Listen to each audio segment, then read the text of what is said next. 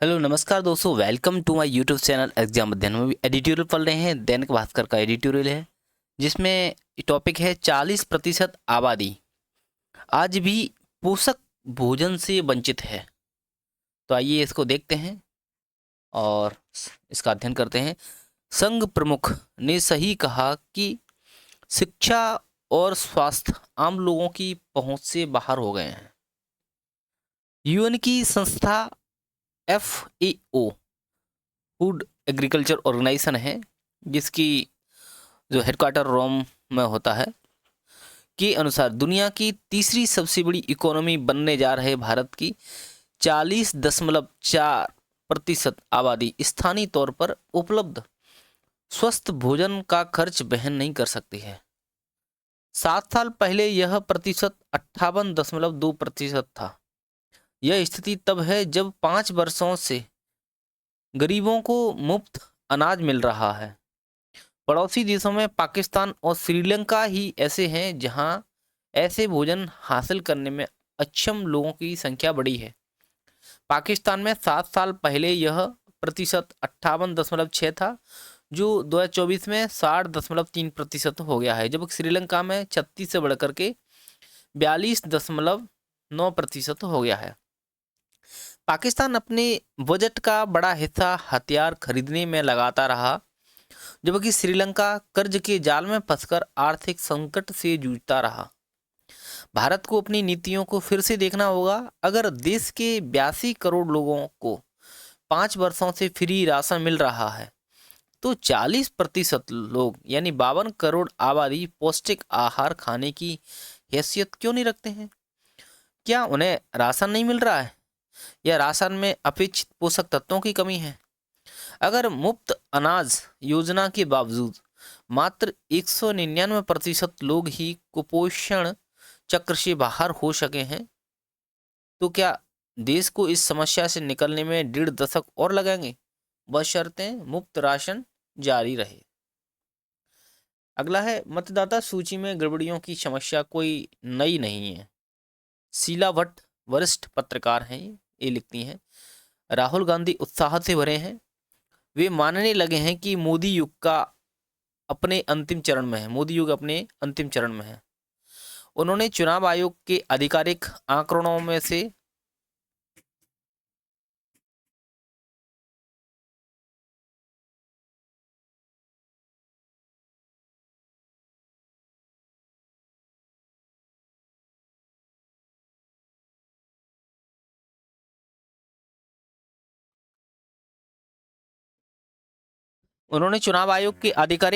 में से चुनिंदा मतदाताओं का ब्यौरा पेश करते हुए बताया है कि कैसे बेंगलुरु सेंट्रल निर्वाचन क्षेत्र में 1 लाख से ज़्यादा मतदाता चोरी चुपके जोड़े गए। कहाँ पे? बेंगलुरु सेंट्रल निर्वाचन क्षेत्र में। और वो इस नतीजे पर पहुंच गए कि भाजपा ने यह अपने फायदे के लिए किया है, और वे आरोप भी लगाते हैं कि आयोग ने वोटों की चोरी में भाजपा के साथ मिलीभगत की है। लोकतंत्र में इससे गंभीर आरोप शायद ही कोई लगा सकता है, जबकि सच्चाई यह है कि दशकों से सभी राजनीतिक दल और उनके उम्मीदवार मौका मिलने पर वोटर लिस्ट मतदाताओं के नाम जोड़ने, घटाने और हटाने का खेल खेलते आ रहे हैं। आज के कोलाहल भरे राजनीतिक माहौल में अगर कांग्रेस भाजपा पर वोट चोरी का आरोप लगाती है तो समझ आता है, लेकिन राहुल ने सीधे चुनाव आयोग के खिलाफ आंदोलन क्यों छोड़ दिया? राहुल मतदाता सूची के वीडियो फुटेज और डिजिटल प्रतियां मांग कर रहे हैं। आयोग ने फैसलों और कानूनों का हवाला देते हुए कहा कि डिजिटल प्रतियां उम्मीदवारों को उपलब्ध कराई जाती हैं। मतदान केंद्रों के वीडियो फुटेज 45 दिन तक ही रखे जाते हैं, जब तक कि कोई उम्मीदवार समीक्षा याचिका दायर न करे। आयोग का कहना है कि 1 लाख मतदान केंद्रों के CCTV फुटेज की समीक्षा में 1 लाख दिन लगेंगे, यानी लगभग 273 साल। कानून तो यही कहता है कि किसी भी दल को मतदान प्रक्रिया या मतदान सूची में विसंगत पाए जाने पर नतीजों के 45 दिनों के भीतर शिकायत दर्ज करानी चाहिए। लेकिन राहुल ने आयोग के आंकड़ों की व्याख्या करने में इससे ज़्यादा समय ले लिया। आयोग ने कहा कि अगर राहुल को अपने तथ्यों पर विश्वास है तो उन्हें नियम 20 क्लॉज 3V के अनुसार संदिग्ध मतदाताओं के खिलाफ दावे पेश करने और शपथ लेकर घोषणा पत्र पर हस्ताक्षर करने में कोई समस्या नहीं होनी चाहिए। राहुल ने इनसे इनकार कर दिया। इससे पता चलता है कि राजनीतिक लड़ाई ज़्यादा है। अलबत्ता राहुल ने जो मुद्दा उठाया है वो महत्वपूर्ण है। वे उस बात का खुलासा कर रहे हैं जो दशकों से विवादित और गंभीर चिंता का विषय रही है। चुनावों की पूर्व संध्या पर ताकतवर उम्मीदवारों की पोलिंग एजेंट फर्जी मतदान कराने के कई तरीके ढूंढ लेते हैं। वे मतदाता सूची की जानकारी का दुरुपयोग करते हैं।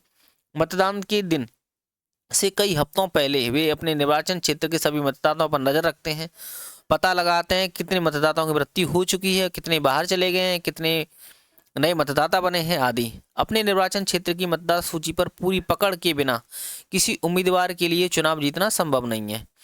भारत में 90 करोड़ से ज़्यादा मतदाता हैं। महानगरों में लगभग 30 लाख लोग ऐसे हैं जिनके पास अपना पता नहीं है।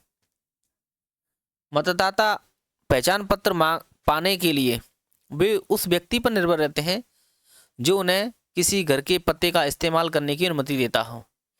देश में निर्माण क्षेत्र में लगभग 1 करोड़ असंगठित मजदूर निर्माण स्थल पर या उसके आसपास रहते हैं। चुनाव के समय वे अपने उपलब्ध पते का इस्तेमाल करते हैं। भारत में 45 करोड़ से ज़्यादा लोग अप्रवासी हैं। इन्हें पुराने घर का नाम हटाकर नए घर का नाम जोड़ना होता है। यह प्रक्रिया मजदूरों के लिए कठिन है।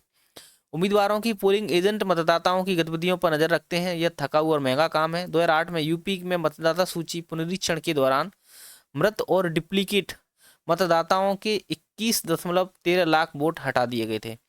उस वर्ष संशोधन के बाद 61.69 लाख लोग नाम जोड़े गए थे और 78.01 लाख नाम हटाए गए थे। उस समय यूपी की जनसंख्या 11 करोड़ थी, जो अब 24 करोड़ से ज़्यादा है। घर घर जाकर सर्वेक्षण की व्यवस्था भी बंद कर दी गई। एक पूर्व मुख्य चुनाव आयुक्त के अनुसार यह पाया गया कि यदि हर साल घर घर जाकर सर्वेक्षण नहीं किया तो मतदाता सूची में 3 से 4% विसंगतियां आ जाती हैं। यह बड़ी संख्या है। यही कारण है कि चुनाव आयोग के लिए विशेष गहन पुनरीक्षण बेहद जरूरी हो गया है। भारत का आम आदमी चुनाव आयोग, संसद और न्यायालय में श्रद्धा रखता है, चाहे वे जितने कमजोर हो जाएं। राहुल इस श्रद्धा को हिला नहीं सकते, इसलिए इस आंदोलन को किसी मुकाम पर नहीं पहुंचा सकते हैं। दैनिक जागरण का एडिटोरियल है आवारा कुत्तों पर आदेश। ये बहुत न्यूज़ का टॉपिक है। संपादकीय में क्या बोला गया है कि यह स्वागत योग्य है कि सुप्रीम कोर्ट ने दिल्ली और राष्ट्रीय राजधानी क्षेत्र यानी एनसीआर में आवारा कुत्तों की समस्याओं से पार पाने के लिए स्पष्ट आदेश दिया है कि इन कुत्तों को 8 हफ्तों में आश्रय गृहों में डालने के साथ ये सुनिश्चित किया जाए कि कोई भी ऐसे किसी अभियान में बाधा न खड़ी करे। देखना है कि दिल्ली, नोएडा, गाजियाबाद, गुरुग्राम आदि के नगर निकाय इस आदेश का पालन किस तरह करते हैं। यह प्रश्न इसलिए क्योंकि दिल्ली एनसीआर के नगर निकाय आवारा कुत्तों को पकड़ने, उनकी नसबंदी और टीकाकरण करने में सक्षम ही नहीं है। तथ्य यह है कि आवारा कुत्तों के लिए पर्याप्त संख्या में आश्रय स्थल नहीं है। हैरानी है कि देश की राजधानी में भी उनके लिए कोई आश्रय स्थल नहीं है। इनका मतलब है कि आवारा कुत्तों ने जो आतंक पैदा कर रखा है उसकी कोई चिंता करने वाला नहीं था। शायद इसलिए कुत्तों के काटने, उनके कारण दुर्घटना होने और कुछ इलाकों में बच्चों, महिलाओं, बुजुर्गों और कुरियर वालों के लिए आफत खड़ी होने के मामले सामने आते रहते हैं। आखिर हमारे नगर निकाय अपना कौन सा काम ढंग से कर पाते हैं। यह अच्छा हुआ कि सुप्रीम कोर्ट ने आवारा कुत्तों की लगातार गंभीर होती समस्याओं का स्वतः संज्ञान लिया है, लेकिन उसका आदेश केवल दिल्ली एनसीआर के लिए ही क्यों? आवारा कुत्तों की समस्या दिल्ली एनसीआर में है, वह तो करीब करीब पूरे देश और खासकर नगरों कस्बों में भी है। दिल्ली या फिर उससे सटे शहर ही देश नहीं है। सुप्रीम कोर्ट का आदेश पूरे देश के नगर निकायों पर लागू होना चाहिए।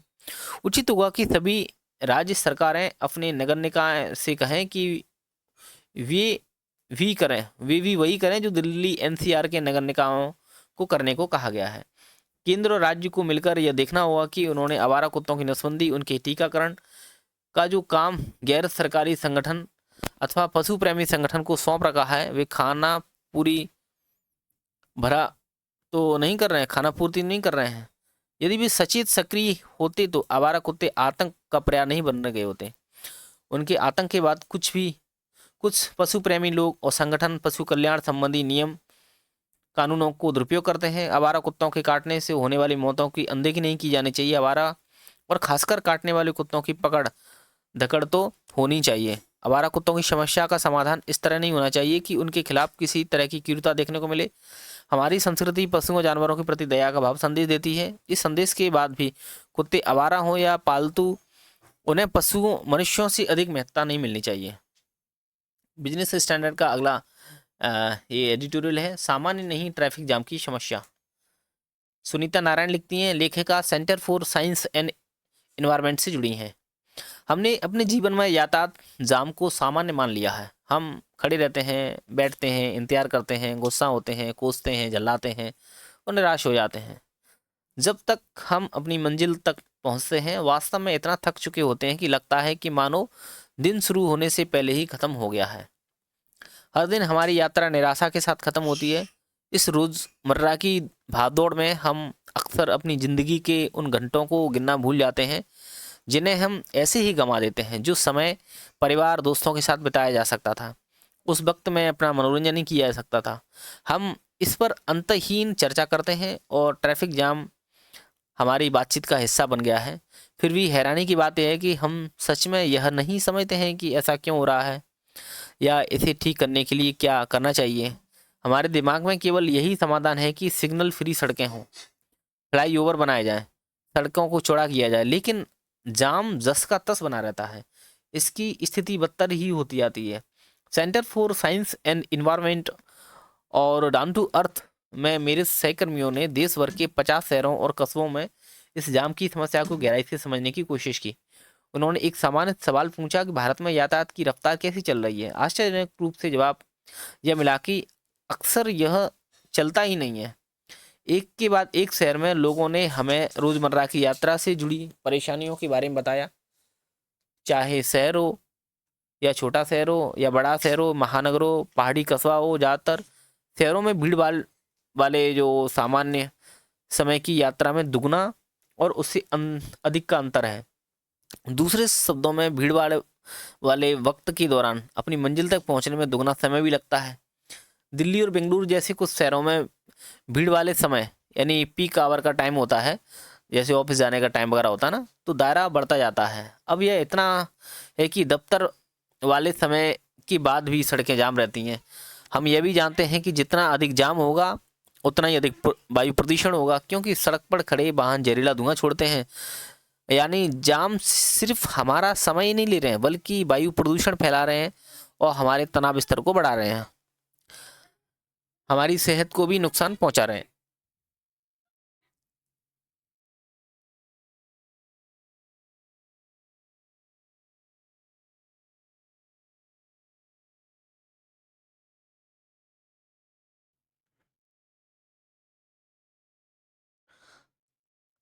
जिससे हमारी उम्र की सीमा कम होती है और यह बात इतनी बुरी है कि इसे सामान्य नहीं माना जा सकता है। जाम की इस परेशानी से निपटने के लिए हमें इस राजनीतिक आर्थिक पहलू को समझना होगा। लोग अपनी रोजमर्रा की यात्रा के लिए निजी वाहनों, दोपहिया या कारों का विकल्प तेजी से चुन रहे हैं। इसका मतलब यह है कि भले ही सड़कों में शहरों में सड़कों और फ्लाईओवरों का निर्माण बढ़ रहा है, लेकिन कारें और सड़क भर देती हैं लेकिन कारें ना सड़क को भर देती हैं। उदाहरण के लिए दिल्ली में हर दिन 500 से अधिक नई कारें पंजीकृत होती हैं। यह सब इतना जाम होने के बावजूद और हमने जिन शहरों में सर्वेक्षण किया उसमें यह तथ्य निकलकर सामने आया कि इन शहरों में कारों का हिस्सा रोजाना की यात्राओं का केवल 7 से 11% है। बेंगलुरु शहर जाम के लिए कुख्यात है। वहाँ की व्यापक यातायात योजनाओं के आंकड़ों के अनुसार कुल यात्राओं का केवल 7% हिस्सा कारों से तय किया जाता है। ऐसे में यह सवाल यह है कि बाकी 80 से 90% यात्राओं के लिए हम कहाँ और कैसे जगह बनाएंगे।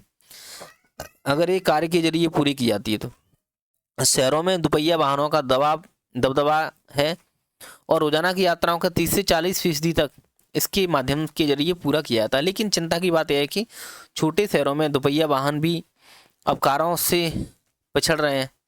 ऐसा इसलिए क्योंकि महानगरों में लोग जाम के कारण दोपहिया पसंद करते हैं ताकि वे तेजी से कहीं पहुंच सके। लेकिन 10 लाख से कम आबादी वाले शहरों में शहरों में अधिक जगह होने के कारण कारण सड़क को भर रही हैं। ऐसे में जाम एक बदसूरत शक्ल अख्तियार कर लेता है। छोटे शहरों में इतनी बड़ी तादाद में जाम बुरी खबर साबित हो रही है। जाम की समस्या की दरअसल सबसे बड़ी कमी शहरों में सार्वजनिक परिवहन के साधनों की है। सार्वजनिक बसें बहुत कम है। इस तंत्र की इस तंत्र को इसकी अविश्वसनीयता ही पंगु बना देती है। विडंबना यह है कि यह भी खुद जाम का नतीजा ही है। चूंकि बसें जाम में फंस जाती हैं, लोग अपने काम की जगह देर में पहुंचते हैं। ऐसे में फिर लोग इससे दूर होने लगते हैं। अत्यधिक कुशल मेट्रो तंत्र वाले शहरों में यात्रियों को जरूर कुछ राहत मिलती है, लेकिन यहाँ सुविधा और सामर्थ्य का सवाल उठता है, क्योंकि लोग सिर्फ मेट्रो टिकट की लागत नहीं गिनते हैं, बल्कि स्टेशन तक पहुँचने और अंतिम मंजिल तक पहुँचने के लिए रिक्शा, टैक्सी, अन्य साधनों की विकल्प का किराया भी गिनते हैं। ऐसा इसलिए क्योंकि हमारी सड़कें पैदल चलने वालों के हिसाब से डिजाइन ही नहीं की गई हैं। ऐसे में मेट्रो स्टेशन तक पैदल चलना न तो सुरक्षित है, न ही संभव है। इन सब के बीच जो तेजी से बढ़ रही है, हमारी सड़कों पर अराजकता बढ़ रही है, वह है आवागमन के अनौपचारिक साधन, जिनमें पारंपरिक ऑटो रिक्शा से लेकर बैटरी रिक्शा और मिनी बसें तक शामिल हैं। ये साधन भी महत्वपूर्ण है क्योंकि ये लोगों को उनके गंतव्य तक पहुंचाने में अहम भूमिका निभाते हैं और शहरों में लाखों लोगों के लिए एक पसंदीदा और किफ़ायती यात्रा विकल्प के रूप में काम करते हैं। हालांकि ये बड़े पैमाने पर अनियंत्रित हैं और ऐसे में ये जाम को और बढ़ाते हैं। लेकिन सच्चाई यह है कि हम अपने शहरों में परिवहन को तब तक ठीक नहीं कर सकते जब तक हम इन अनौपचारिक प्रणालियों को स्वीकार नहीं करते, उन्हें अपनी योजना और नियामकीय ढांचों में शामिल नहीं करते। आखिर इस जाम से निकलने का रास्ता क्या है? हम जानते हैं कि क्या करने की ज़रूरत है और इसमें बहुत दिमाग लगाने की भी ज़रूरत नहीं है। अधिक से अधिक सार्वजनिक परिवहन प्रणालियों का पर काम हो, जिनमें बसों से लेकर मेट्रो और ट्राम तक शामिल हैं, जो लोगों को कुशलता से उनके गंतव्य तक पहुंचा सकें। चलने लायक ज़्यादा फुटपाथ बनाए जाएं ताकि लोग किसी दूसरी जगह भी सुरक्षित तरीके से पहुंच सकें। इसके अलावा छोटी दूरी तय करने के लिए जो साधन है, उन्हें भी एकीकृत किया जाए ताकि इन वाहनों की आवाजाही पर नियमित हो सके। यातायात नियमों के उल्लंघन के लिए सख्त दंड शुल्क लगाया जाना चाहिए, खासतौर पर अवैध और अव्यवस्थित पार्किंग के लिए, जो कहीं भी कर दी जाती है। हम लोग यह सब पहले ही से ही जानते हैं, लेकिन हम अब भी इस पर काम नहीं कर रहे हैं। इसके बजाय हम बस यह उम्मीद करते हैं कि अगली बार सड़क का चौड़ीकरण इस परेशानी को ख़त्म कर देगा। इस वक्त हमारे लिए जागरूक होना और यातायात की समस्या पर गंभीर होना बेहद ज़रूरी है। अगला हिंदुस्तान का है, आवारा कुत्तों पर नकेल। हालांकि इसके बारे में पढ़ लिया अभी, लेकिन दोबारा वो देखते हैं। राष्ट्रीय राजधानी क्षेत्र जो NCR है, अगर आवारा श्वानों यानी कुत्तों से मुक्त होने जा रहा है, तो जहां इस फैसले के सुखद परिणाम हो सकते हैं, वहीं संवेदना का प्रश्न गंभीर रूप से खड़ा हो सकता है। इंसानों पर पूरी तरह से निर्भर इन बेजुबानों से संबंधित यह फैसला आसान नहीं है। सर्वोच्च न्यायालय ने ये जो निर्णय लिया है, न्यायालय के सख्त फैसलों के मुताबिक 8 सप्ताह के अंदर ही दिल्ली और राष्ट्रीय राजधानी क्षेत्र की तमाम गलियों से आवारा और लावारिस श्वानों को उठाकर तय आश्रय स्थलों तक पहुंचा दिया जाएगा। न्यायालय ने श्वानों से लगाव रखने वालों को भी सख्त संदेश देते हुए चेतावनी दी कि अगर कोई व्यक्ति या संगठन आवारा कुत्तों को उठाने में बाधा डालता है तो उसके खिलाफ कार्रवाई की जाएगी। ऐसा अक्सर देखा गया कि कई लोग लावारिस श्वानों को बचाने में लग जाते हैं और ऐसे श्वानों को वह घर नहीं ले जाते, गली की शोभा बनाए रखना चाहते हैं। समझने की जरूरत है कि गलियाँ पहले जैसी नहीं रही हैं, वहाँ श्वानों के लिए हालात मुश्किल होते जा रहे हैं। चूँकि उन्हें पूरा प्यार नहीं मिलता है तो वो आक्रामक हुए जा रहे हैं। ऐसे में अगर हम गलियों में श्वानों की आबादी बढ़ाएंगे तो बच्चे बुजुर्गों के लिए खतरे में डालेंगे। ध्यान देने की बात है कि इस मामले का संज्ञान स्वयं सर्वोच्च न्यायालय की एक रिपोर्ट देखकर लिया गया है। कुत्तों के काटने के मामले में बहुत तेजी से बढ़ रहे हैं और केंद्रीय मंत्री SP सिंह बघेल ने बीती 22 जुलाई को संसद में बताया कि पिछले वर्ष 10 देश में कुत्ते के काटने के कुल मामलों की संख्या 37,17,336 थी, जबकि संदेहास्पद मानव रेबीज की मौतें 54 थी। दिल्ली की स्थानीय व्यवस्था देखने की वाली एनसीडी के आंकड़ों के अनुसार इस साल अब तक राष्ट्रीय राजधानी में रेबीज के कुल 49 मामले सामने आए हैं। रेबीज बेहद खतरनाक बीमारी होती है, इससे व्यक्ति तड़प कर मरता है। ऐसे में कुत्तों के खिलाफ गुस्सा भी तेजी से बढ़ रहा है। मिसाल के लिए राजस्थान के झुंझुनू से एक दिल दहलाने वाला वीडियो वायरल हुआ था, जिसमें एक आम आदमी बंदूक हाथ में लिए सामने वाले हर श्वान को मार रहा है। खबरों के मुताबिक किसी अपने की रेबीज की मौत की वजह से विचलित यह इंसान 25 आवारा श्वानों को मार चुका है। ऐसे निर्मम कदम उठाने की जरूरत कहीं नहीं पड़नी चाहिए। स्थानीय निकायों को पूरी तैयारी और ईमानदारी से समाधान करना चाहिए।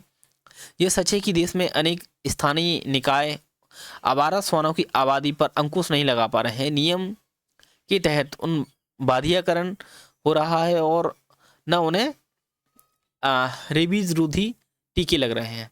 ये अफसोस की बात है कि स्थानीय निकायों की लापरवाही की कीमत आवारा कुत्तों को चुकानी पड़ेगी। उन्हें बेरहमी से पकड़ा जाएगा, न जाने कैसे आश्रय स्थलों में पहुंचा दिया जाएगा। उम्मीद करनी चाहिए कि अदालतों को भी ध्यान रखना चाहिए कि बेजुबानों के साथ अमानवीय व्यवहार न हो, उनके आश्रय स्थल साफ सुथरे और आरामदेह हों, उन्हें भरपेट भोजन मिले। समझना होगा कि अब बड़े शहरों की गलियों में श्वानों की जरूरत नहीं है। श्वानों से प्रेम करने वालों को आगे आना चाहिए। ज़्यादा से ज़्यादा श्वानों को गोद लिया जाना जाए और जहाँ तक संभव हो उन्हें कोई मालिक मिल जाए। ध्यान रहे कि इसी साल जनवरी से जून तक केवल राजधानी भर में जानवरों के काटने की 35,198 घटना दर्ज की गई हैं। न्यायमूर्ति पारदीवाला ने फैसला सुनाते हुए उचित ही कहा है कि आइए वास्तविकता पर गौर करें। तो इस टाइप से ये एडिटोरियल खत्म हो जाते हैं। Thank you. जय हिंद, जय भारत।